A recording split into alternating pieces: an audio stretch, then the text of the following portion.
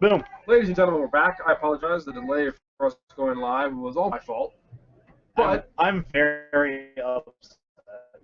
yeah, Jay, I've been trying. Here's the situation. We have another match. This is round 2 of Modern here at Epic Loot in Centerville, Ohio. We are Dayton Magic Club, and I'm pretty excited to see Wild Mikado. It's about damn time. That's all I gotta say. So Spencer did pay 2 life for a. Oh, that's a good mountain. Oh yeah, it is. Oh, that's my favorite mountain. Is it really? Yeah. So that's a Founder Street, isn't it? Oh man. Oh dear Lord. Is it goblins maybe? I hope it's so. Goblins. God, I want to versus see a these zoo. goblins. Yeah, get in there, no fear. Oh, he's gonna fetch 3. So Spencer goes to 15. Yep. And Jacob Hildenbrand drops to 17. I think he correct fetch. Yeah. So then Jacob Hildenbrand is at 16. Oh, that's a Gorkland Rampager. Oh my Oh, God! going for the throat. I love it. This is zooing him so hard. So he's at 12. He's at 12. Wow, off the bat. See, this is the kind of style aggro deck I was talking about. Just a nine colors, just pound your face kind of style. Which this looks like goblins to me. This is for sure goblin. So that's awesome. So Spencer will be taking 5. Wow, this is gonna be a quick. This is gonna be a quick matchup. Yeah, Spencer's now at 10. So we have 10 Spencer. Jacob Hildenbrand is at 12 live. This will not take too long. Although Wild Nakabla might be a huge issue. If Jacob Hildenbrand doesn't get a lightning bolt, he can just block it in. Nope, he uses all in. Of course, he has 3 mana up, so we'll see what he has post combat. Probably has like a Tarmogoyf or something. Like yeah, just to block for a million years. Yeah. Or another Gorkland Rampager, and then a lightning bolt. Yeah. And so we're gonna block. Yeah, I actually kind of like jump blocking. And that is crit ape and another Wild Nakabla. So that is holding the line pretty effectively. Yep, there. 3 toughness is a whole bunch. You're gonna need many like. What's Spencer at? Spencer's at 10. 2 goblin grenades. Oh! I love it. Here they come. Yeah. Yep. I would love that so much right now. I would. You would not be able to contain me. So. I remember playing it in Standard when a Goblin Grenade was in Standard. He was like Goblin Grenade and Arsonist, and then Brimstone followed them with Morbid. Yeah, of course. Still slapping you. Yeah. That was sweet. Tell them to taste it. Does it taste like goblins? Well, we're not going to be attacking. Unless this is a Mar War Marshal, and then he can consider attacking with the Founder Sheet. Sure. And that puts Spencer to 7. I mean, it's like, and plus he can chump block. Mar War Marshal, which, if anyone that's played Goblins in Legacy or against Goblins in Legacy, I mean, the decks are very, very different, obviously. Yes. But the core strategy of when the ground gets locked up, you can turtle up behind Mar War Marshal really effectively. Like, it blocks so many times. Yeah, and then you can, at this point, Legacy version, you then start like chaining ringleaders together and overwhelming the board. Yep. In the modern version, you just hope to draw burn. Like, exactly. You're buying time to set up a lethal burn turn. It's a true aggro deck in modern. I mean, Legacy is more like a mid-range deck. Yeah, it is mid-range and even has some control elements. So he's blocking with the Wild Nakabla. Interesting. I guess it trades this way. Yeah, okay, that's reasonable. And that is a Goblin Grenade. It is. Oh my gosh. So Spencer is now at 5. So that was a smart block. Yep. You can smell that Goblin Grenade on him. Also, props to Jacob Hildenbrand for a good Fallen Empire's Goblin Grenade there. Yeah, that's doing a style. You know, if you're gonna Goblin Grenade, we might as well do it with the. Oh man, this matchup is awesome. Here's another thing that Spencer might have is Lightning Helix would be a big game. Oh Jesus. Yeah, Lightning Helix would be unfortunate, but I don't think Spencer can really safely attack. No, he's like dead if he does, right? To like anything. To any burn spell, and unless he's got lethal. Like what's Jacob at? Jacob's at 12. So that's 5. He needs to cobble 7 damage together. That's a Gorkland Rampage and a Lightning Bolt. Like that's doable from here. Right. Although Jacob almost certainly blocks. Oh yeah. You block one of those tokens. Just if you take 5. Well, I don't know. I don't know if I do block. So because he would go to 7, Right. he would need 3 lightning bolts. He would need a Gorklan Rampager and a lightning bolt, a Boros Charm and a lightning bolt, or 3 lightning bolts. But you're dead to Gorklan Rampager anyway, right? Yes. So I don't know, and that's if you block like that. But I mean, who knows? I think, yeah. Really interesting. Goblin Grenade gives you so much reach when you're playing like a true aggro deck like this. Oh yeah. Goblin Grenade is really the big payoff for playing goblins. Goblin is insane. I mean, because look at these things that you're sacrificing. It was a Mog War Marshal, Yeah. Left behind a token. And even if it's not a Marble Marshal, it's like a Goblin Guide or something. That's just going to get blocked and die. Anyway. My favorite thing to do with it is a Bushwhacker that's already been kicked. Right. But then you untap and just throw the one. Exactly. So yeah, Spencer is at 5 life, and Jacob Hildenbrand is at 12. That is a Kurt 8. That's another Kurt 8. So it's starting to turtle up, yeah. No attacks, which I think is wise. I would definitely run the no attack, that's for sure. Now, and even activating this mutable and attacking for Jacob is also somewhat risky, because you're blown up by like a lightning healer. Exactly, like really badly. So, or anything, any removal spell, and Zoo plays removal spells. So for Jacob Hildenbrand, you can kind of play this waiting game where you try to let Spencer's board can become so much better than yours, it'll become an issue. What's that? That is a... Oh, that's a Goblin War Driver. Oh, okay. The Battle Cry. Yeah. Which helps in this case. Yes, absolutely. It actually sets up a reasonable attack next turn if you activate the Mutavault and swing with thing. Because you're actually trading. Yeah, but then you have some decent attacks. Yeah. Right.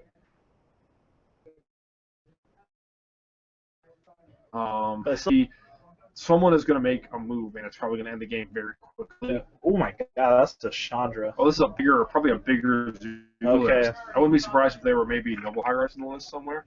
But Chandra, really big game here, actually. Yeah, this is going to be a big problem. Because it's going to pick off his other token. And do damage.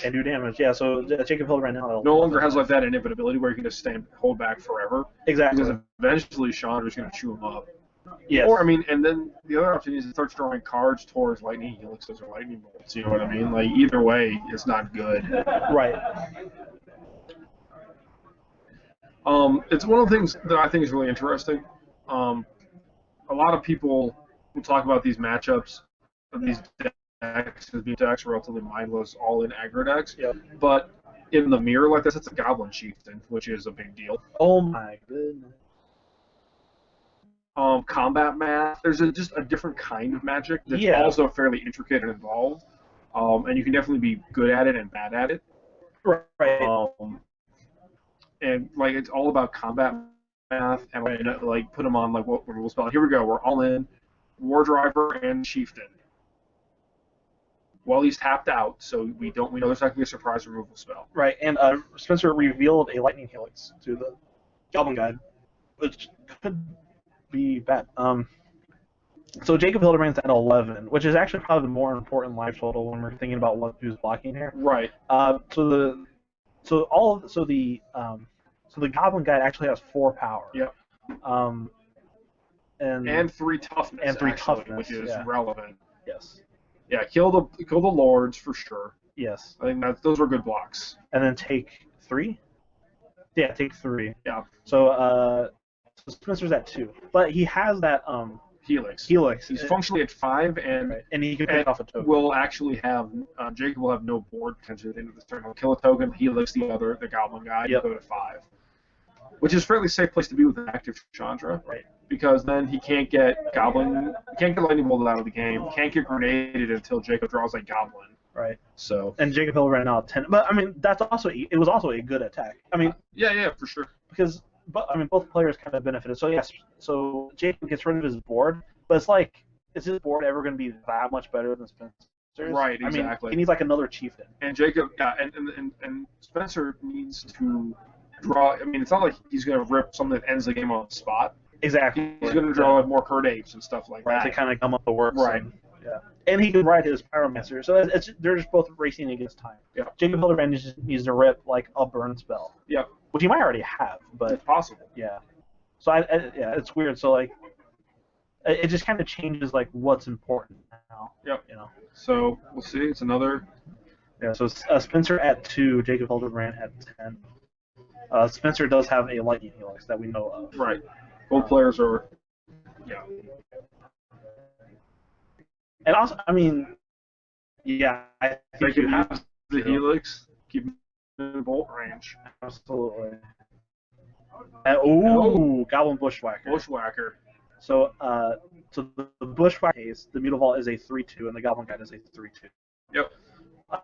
So Spencer needs 2 removal spells. He needs 2 burn spells. One of which is a lightning helix. So if he needs like lightning helix under. Yeah, or whatever the case may be. If he has it. Is after tanking this long that he does not have it, right? Yeah. We're gonna get a piece of reveal candy. first, yeah. So he'll go to 5. I think maybe now he's realizing that. Oh, it's a lightning bolt. Yep, Okay, so never mind. This is still a game. He looks the Mutavault. Okay. Tank 2. Okay, so he essentially goes to 3. Yeah. Right. Yeah. So Spencer is now at 3. Jacob Hildenbrand at 10. So it's still a pretty dangerous play for. Especially with that active Mutavault, right? Because he can Chandra away. Right. Yeah. And the Mutavault is a problem. Yeah. So killing the Mutavault makes the most sense because that's your best opportunity to take care of it. Yeah. And so I mean, it's not a creature ever on your turn. So. Yep. Well, no, I shouldn't say ever, but. No, very rarely is it going to be a creature on his turn. And if it is a creature on your turn, you're probably winning it. Yeah, exactly. Yeah, like you mentioned before, like with these aggro decks, your mistakes get amplified. Yes. Because your card quality is usually worse. You're giving up. That's a Boros Charm. The Boros Charm that he can play for free because he's zeroed Chandra. You don't get to play for free. You get to cast it. Yeah. Yeah, exactly. Like the decks, there's a word that we used to use. Yeah. To talk about Magic decks. Mm-hmm. The time I heard people use it a lot was in Ravager Affinity era Mirrodin standard. Possibly the most degenerate standard format like of my lifetime. Right. Or my Magic playing career. Definitely one of the top of all time. Yes. But they used to talk about Ravager as being incredibly forgiving. Yeah. In other words, you could play it poorly or draw poorly, and then still win out of nowhere. Yeah. Get a snipe the vault, and then 18 your opponent. Right. So the deck was very forgiving, where they've kind of Wizards has gotten away. They don't like all-in aggro decks that also are like forgiving. Yeah. So these decks, Zoo, and I think even to a greater extent, Goblins are very unforgiving. Like you need to get every point. You can't leave any damage on the table. Right. You're not going to win games where you miss damage. Yeah. If you lost and you have a lightning bolt in your hand. Yeah. Like you need to optimize. You need to your sequencing has to be perfect. Right. Your combat math has to be perfect. Right. Your combat decisions, attacking, blocking, what to block, that kind of stuff has to be just about perfect all the time. It's like one of those. So like if you're playing like a burn or a red-based aggro deck, and you lose and your opponent was at 1 life, chances are you made a mistake. Exactly. It might not have seemed like it at the time, but you do kind of have to predict the future. Yeah. And you cannot. You have to squeeze out every point of damage, and every spell you cast has to go to the right place. Especially in Modern, which, unlike Legacy, for example, like the linear aggro deck doesn't really exist anymore, but they used to have like Affinity and Zoo. Right. And a lot of times they just got the goldfish against their spell-heavy opponents. In Modern is such a combat damage heavy format. And we'll see if that continues when it's up to getting shaken up, but I see no reason why it wouldn't. Right. I do prefer these standard formats where the combat stuff matters. Sure. And I think that's a reasonable one of the things that I initially thought about Modern and that people have been saying about Modern as a criticism of Modern is that it doesn't really have an identity. Right. Vintage has an identity, right? It's like broken fast mana and like really good spells. Right. And Legacy has an identity of like the Brainstorm versus the World format. Like you're either playing Brainstorm or you're not playing Brainstorm. Or you're the person who tries it. Yeah. And Modern doesn't really have that like identity, but really if you look at it, it's the eternal format where the combat step matters. Yeah, I'm a huge fan of. And I wonder if that's what it was cool all along. I mean, they banned Treasure Cruise and Birthing Pods right now, so. If you look at the ban list in Modern, it's definitely designed to shape the format into a combat-heavy format. Yeah. Of course, they've had Wild Mikado, like whatever, but they unbanned it. But like you see enablers like Deathrite Shaman, all the good fast mana, all the good cantrip. They didn't have to ban any counter spells because they picked an era of Magic's history to include the part where there aren't any good counter spells. Like, exactly. Yeah. Yeah, it truly is. I mean, it truly, like, the name Modern is so fitting. Yeah. Because it's how the game is played now. Yeah. You know. Yeah. People attack for the win. And I think a reasonable criticism of Modern is that even though there's a lot of diversity in Modern, and people who look at it and say, well, Modern isn't diverse, I mean, that's just not true. At least not before it's very diverse. I think a valid criticism is because of the fact that most of the decks are winning in the combat step. Even though the decks are diverse, a lot of the games can kind of feel the same. I agree. Which is a problem with Standard now, too, I think, for a lot of people, is that, okay, well, what 3-color pile of good creatures did you play against? Yeah, exactly. Right? Like, they all feel kind of the same. All the kind of those mid-rangey. Yeah. There's no no polarized synergies. decks. There's none of the decks are synergy-based decks, and there's no combos. It's just like excellent, like Patrick Sullivan will call, like 3-color rates. Right. Like you just pick the creatures that give you the best rate on their mana cost, and you put them all in a deck, and then you play against the other colors' best rates. Right. So we'll see how Modern shakes out. There's definitely still a lot of innovation to be done in the format. There's a lot of cards that people have not explored with that I'm shocked have not been as good as I thought that they would be. Sure. Like, I really thought Gifsling Given would be insane. There's no Gifsling. There's no tier 1 Gifsling Given deck. There's no deck, which I think is one of the most raw, powerful cards ever made. Certainly in Modern. Yeah. Like, just as terms of, again, raw card quality. Yeah. It just doesn't have the help. It doesn't have any cycling land. It doesn't have Wasteland or whatever. But, I mean, that's not what the format's about. Right. I mean, in Legacy, there are lands, like, some of the lands are just insane, right? Yeah, it's also worth pointing out that the mana in Modern is super good. The only thing I have to worry about is Blood Moon. Yeah. And, like, there's no Wasteland. There's no Stifle. Right. I mean, like, there's no Daze. There's no dedicated land destruction deck. Yeah. Which I think they also picked an era where the land destruction was bad. Right. There's no Wasteland. There's no Sinkhole. There's no Strip Mine. Or like Raise even. Yeah. Or I mean, well, you can play Avalanche, right? I mean, there's still good ones, but you can't build a deck around it. There's just the tools right there. You can't play like Ponza. Yeah, exactly. So, Goblins got there, right? Yeah. So Jacob Hildenbrand is up 1 game. On the back of real aggressive start, he matched Spencer's aggressive start pretty much card for card, and then just a bigger flurry of burn. Yeah, he was able to. I mean, so Spencer wins with his guys being in play for longer than Jacob is counting for his guys to be in play. Right. Jacob, his guys are essentially glorified burn spells. Yeah. They deal their damage and then you expect them to die. Right. Spencer wants his creatures to stick. Yeah, he wants to do 20 points of damage to the Wild Mikado. Right? Exactly. That's right. what he wants to do. Right. So I think, depending on what Spencer has access to,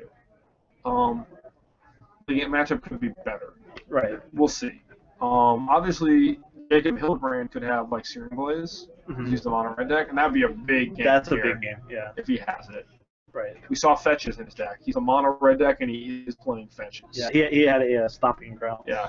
Also probably for destructive. Yep. Sometimes you used to see the all-in red decks play black as their splash color for Rain of Gore. Yep. As a way to beat like the life gain effects, but that might not be as necessary anymore with less kitchen fakes being played. Yeah. Basically, if you're playing mono, like any of the splashes are pretty reasonable except for blue, which is kind of funny. Yeah. Anymore, I mean, there's no more Treasure Cruise. But I mean, so you can splash white for like Borrow's Charm and pretty good sideboard cards like Wear Tear. Stone of Silence. Right now, I really like green for destructive. Yeah, I do quite too. a bit. So Spencer actually now drops to 17 to get a 2/2 Wild Mikado from now, and that's a Gemstone Caverns casting a Legion Loyalist. One of my favorite cards. I love Legion Loyalist. Yeah. There was that dream that us Goblins players in Legacy had. What did you play there? Kind of Firewalker? I don't know. It kind of looks like a cop red, but that can't be right.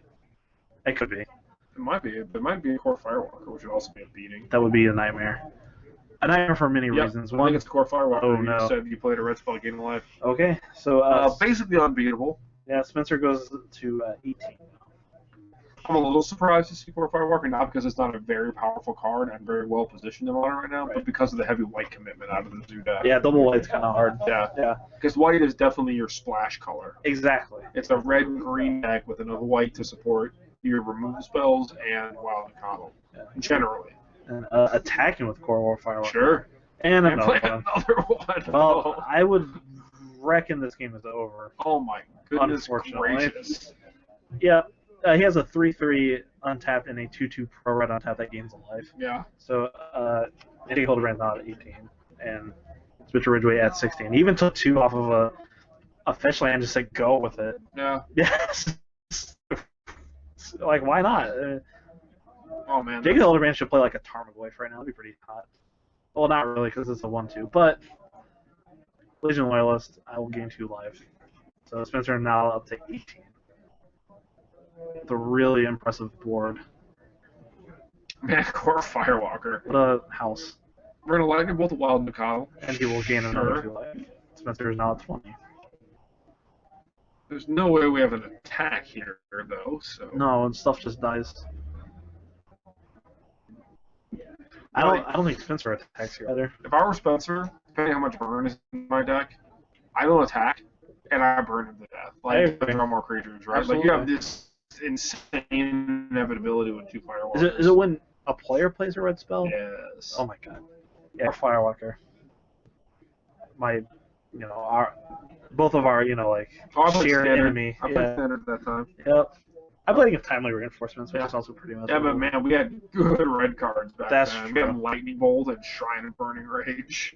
Yeah, Goblin Guide. Yeah. Ever heard of it? Yeah. Yeah. Blood Moon. Well, Pretty good. Lightning Helix you and oh my god, he's gonna gain 5 life. So Spencer goes to 25. Now here's the thing. Okay, Blood Moon you. Yes. Doesn't get rid of the core Firewalkers that are already in play. Right. Makes it much harder for Spencer to continue to deploy threats, though. Yeah. Now all he needs, stay with me here, is a Goblin King. Oh, that's it. Wow, that's. I didn't think about that. So if you don't, Goblin King is the lore that also grants Mountain Walk. So Goblin Chieftain, which is, I guess, a step in the right direction. Now we're going to attack. He's attacking? Yeah, he attacked. Spencer attacked with the core Firewalkers. Yeah, so you can't run the no attacks, no blocks. That's true. Yeah. Well, but Jacob Hildenbrand won't attack either of them, right? You're just racing, right? 1, 2, Can you 2, race 4, this? 6, 8, 10. He just attacked for 12. Jacob Hildenbrand did? Yeah. All right, so that puts Spencer at 13, and Jacob is at 11. That's AO. Curt 8. 1/1 Curt 8. Yep. Pretty great. I don't think you attack now. I don't think you should attack last time. No, I agree. I think that was Why? an aggressive attack. Yeah, that was ambitious. I mean, you can't lose this game. You can't afford to lose the game when you have 2 core Firewalkers in play against Mono Red. Blood Moon was a sweet one there, though. Like, that was actually really a decent time. You obviously want to get it before the core Firewalkers come down. And here's the reason I don't like the attack is because now future attacks are that much better. Yeah. It's like if you don't attack, then all the attacks from there on out are equally bad. So, here's smashing in. That does not bode well if you're Spencer Ridgeway. And everything has first strike. Yeah. So it's going to deal its combat damage. I guess that doesn't matter. Well, basically what he's saying, I'm willing to trade my Lord. Right. For, what, 2, 4, 6 points of damage? Yeah. And So that'll put Spencer at 7. That, if I'm Spencer, I think, Yep. or a burn spell. He looks like he only has 1 card. Yeah, this could be like a Goblin Grenade or something, but that still would win. So he's going to take 2, 4, 6, 8, 10? I think just 8. 8, I'm sorry, yeah. So that puts Spencer at 5. Which is in Goblin Grenade range. Well, he's going to gain 2. Oh, that's a good point. So now I like Spencer's position quite a bit. Yeah, that was an aggressive attack if he didn't have like a flurry of burn spells to finish it off. I think if he didn't attack the turn prior, he would still be at like 13 plus, you know. And obviously you can't sit back forever, but I think that attack, depending on what's in his hand, if you don't have another Lord, Yeah. or you know, a sequence of burn spells to end the game. Yeah, if I'm Spencer, I'm perfectly content playing this waiting game. 2 Goblin Grenades ends it. That's true. I mean, But yeah, 50% of the Goblin Grenades in the deck. that's still, you know, that's a very real problem. You want to get like a wild Yeah. to start. Well, you first need a forest. Or yeah, that's a good point.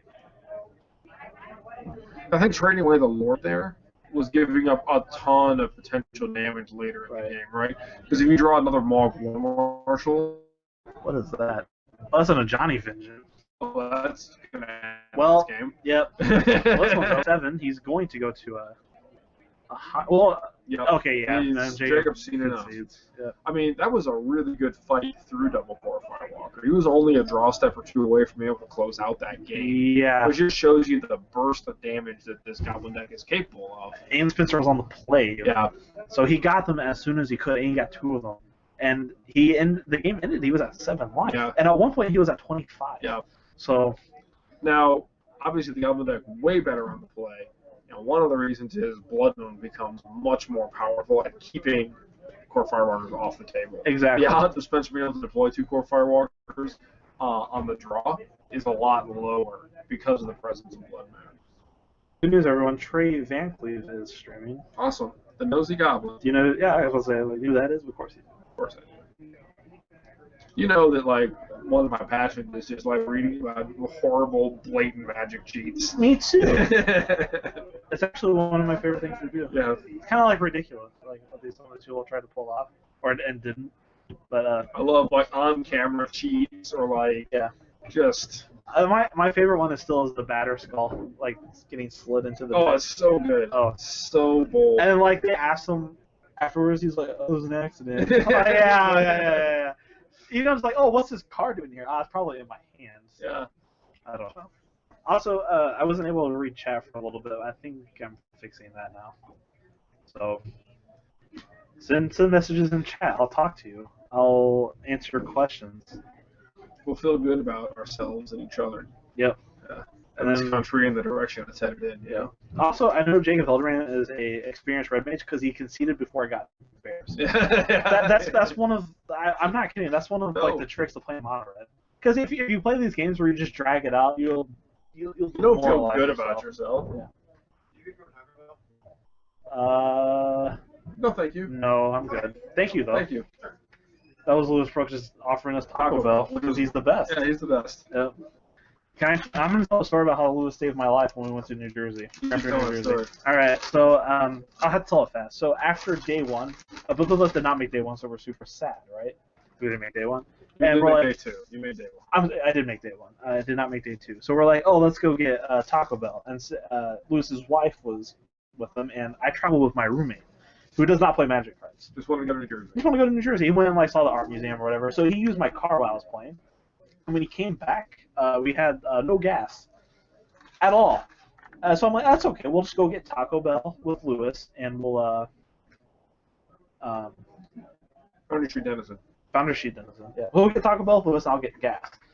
So the plan was to follow Louis on the New Jersey Turnpike, which is impossible because everyone drives on the New Jersey Turnpike. So we lost him in the story here.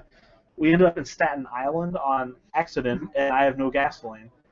We barely make it back to the hotel, and Louis comes and gives us a gallon of gas. So Louis is the nut high, as some people say. Mm-hmm. In other news, Jacob Hildenbrand is going off. He's attacking for 5. This is a 5 spot, but that's gonna get lightning bolted. So whatever. Path. Ooh, you might want to. I'm about to say you probably let the Goblin Guy trigger resolve first, and then path. See if you want to. I guess you're pathing anyway, right? So it's like. I mean, more information is always good, right? Yep. There's a correctly respecting the Foundry Street Denizen. That card does so much damage. Especially this deck because he plays guys that generate tokens. Mm-hmm. So Spencer Ridgeway is now at 18, while Jacob Hildenbrand remains at 20 life. Still no threat. That's not a good sign. Possibly no green mana being the major issue here. Right. So that's another Founder Street Denizen. Oh God. Bushwhacker. So one of the denizens is a 3 power, and the other one is a no. I'm sorry, they're 4 power. So this is for 4, 7, 8, 9, 10, 11, 12 points of damage, I think. Oh, gross! Oh, no. So Spencer's actually going to take 2, not 14, like we thought. And now, that's gross. If you're Jacob, you got to know something's up, right? When you're doing one of those 2 turns out casting a creature, you keep the hand based on the strength of like trickery. Yeah. I wouldn't expect a lot of trickery, to be honest. But I'm not saying you misplayed. No, yeah, that's insane. That's a really good card. Jesus. Still no threat. Still no threat. So I mean, Spencer is at 12. This Goblin guy that can potentially deal a lot more damage. It's a Quasali Pride Mage. It is. Revealed. Oh, we're in the chat room, so now you guys can talk to us. We're in chat world, as I like to say. Goblin guy bites the dust. And a Blood Moon. So Spencer not only has red and white mana. Still no green. Yeah, he finally drew a green source and then got Blood Moon. Yeah, well, things happen. Yep. And so red and Chandra, still pretty good. I've heard it's okay. So I'm just gonna start taking up and just doing this thing. Jacob Hildenbrand now falls at 19. Yep. And Spencer's at 12. It's gonna be hard for Jacob to assemble any kind of board. Well, he is a lord, and then there's tricks. Legion Loyalist, get you. Spencer at 11. It's a burn spell, 1 point burn spell. Yep, zap. Don't draw a card. Oh, we Goblin Grenaded the... Oh, that's pretty good. So now Spencer's at 6. Okay. No, we Goblin Grenaded Chandra. Oh, okay. So Spencer's still at 11. I think. Yeah, Spencer's at 11. 11 to 19, as a matter of fact. Oh, a forest? Basic forest. Pretty lucky. That's cool. Oh, it's going to blow up the Blood Moon? Maybe, I don't know. Probably. I don't know why. I mean, not now. I mean, he needed it for attacking. I mean, he has access to all of his colors now. Mogwar Marshal, not a bad start. Nope. But game was kind of getting away from Jacob. When you talk about the creature mirror, at the aggro mirror, in the aggro mirror, you almost always need the deck that's a little slower and a little bigger. Yes. And in this matchup, Zoo is a little slower and a little bigger. Yep. But that means is generally you top deck better. Like where Jacob is going to be top decking Legion Loyalists and Foundry Street Denizens, Spencer's going to be top decking Wild Macaws. Right, exactly. And Kurt Apes and just the bigger guys. Yeah, Spencer is definitely the control deck. Yeah, Jacob definitely counts on having a ton of synergy. The Bushwhackers, the Chieftains, the Goblin Grenades, all this has to kind of come together to do 20. So Jacob Hildenbrand's actually going to take 7 here. Puts him down to 12. So that was a Gork Clan Rampager. I'm kind of surprised you don't just cast a Gork Clan Rampager there. Yeah, it seems like it's better in play, right? It tramples. It's a 4/4 trample. Yeah, it's huge against this token deck. Yeah, and what can kill it? Yeah. I mean, it would take 2 burn spells, or like 2 cards. 2 cards. That was always going to take 2 cards. Yep. So we killed the Quasali Pride Mage. In response, we blow up the Blood Moon. Yep, and Spencer's still going to take 3 from this, actually. Just the way Searing Blaze works. That's probably what he's asking now. Mm-hmm. So there are you fulfill as much as the card as you can. The way that it's worded, it's not like you have both targets have to be in play when it resolves. It's not like Cryptic Command, for example. So for Searing Blaze, you fulfill as much of the card as you can. So Spencer still will take 3. So Spencer drops to 8, and a Path on the Mogwar Marshal. So I guess not triggering getting the token. Mm-hmm. So seems like as good a time as any. I mean, yeah, for the world you're pathing a Goblin Chieftain, right? But right. So Spencer at 8. Every life point matters when you're at 8 against this deck that has Goblin Grenades and Lightning Bolts in it. No kidding.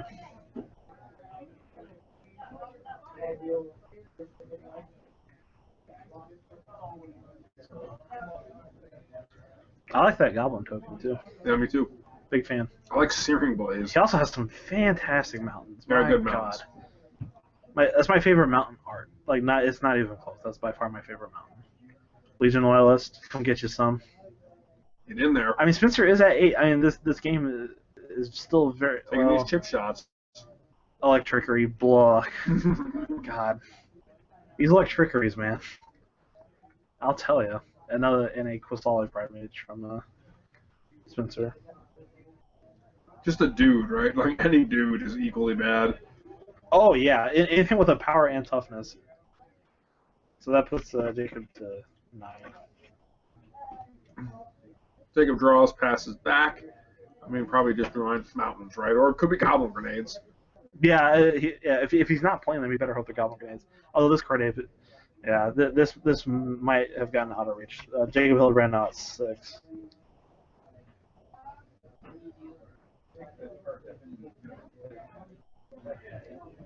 And that is not a Morphin play. Spencer Ridgeway going to attack for 5. Jacob Hildenbrand goes to 1. So really anything. I mean, yeah, he's just dead to everything. Yeah, I guess he could get. So Spencer wins the match. Yep. So. Yep. Nothing but lands just floated out there. Well, I mean, that's just the way these decks go, right? You trade your late game the ability to kill on turn 4, right? That's just how it goes. Yeah. So Spencer Ridgeway winning with kind of a traditional zoo deck. Yeah. Goes a little bit bigger. Spicy, a little bigger. Yeah. Against Jacob Hildenbrand. We don't know how many planeswalkers were in the main, but definitely a Johnny after board. We definitely saw Chandra game 1. T. Bullwinkle pointing out mismatching Curtis, what a monster. I can get behind that. You got to get those Arabian Nights. They're not even that expensive. Like $4. Yeah. Yeah, you know. Yeah, I agree. And also there are 42 of you watching. Fantastic. Which is great. So we appreciate it, guys. We're going to time as any for station identification. We're Dayton Magic Club, broadcasting live from Epic Loot in Centerville, Ohio. Guys, if you live within driving distance of Epic Loot, you should come out here and play Magic. There's over 100 people playing There are Magic 100 people here playing Magic cards. 3 tournaments going on. There's a cube draft. More than 100 then. Yeah. The cube draft's fairly small tonight. You're right. But there's a great cube draft they do every week. Sometimes it's part of they do this big. You guys rotisserie draft. We did a rotisserie draft. It was awesome. Yeah. It was very, very fun. It's a sweet cube. It's all altered art, powered cube. It's awesome. There's obviously the big release sealed with over 70 players in it right now. Yeah, there's like 70-ish. It's ridiculous. Yeah, and then they actually had to cap the modern tournament because they ran out of space in the store. Yep. And we actually capped the modern tournament, I think, at 29. They 29. capped it at 30, so we got 29 players for it. And Epic Loot, not a small store. No. So that is impressive. The place is mobbed tonight. So, great place to come play Magic. They sanction all kinds of formats here. They do Legacy twice a month. They do Modern every Friday. Last week we got what? 2 weeks ago, Popper. Popper. And then the week before that we had 1v1 Commander, which was awesome. By the way, not a Commander fan in general. 1v1 Commander was super sweet. It's like watching vintage decks play each other. Yep. So can't recommend it enough. Come on out. We appreciate you guys watching us. I think we're gonna cut away for just a minute. Yep. So I'm assuming that the round will be close to being done. So we'll have round 3 here. Round 3 of 4. Yep. So check back with us here in just a couple minutes. Thanks, guys. Thanks for tuning in.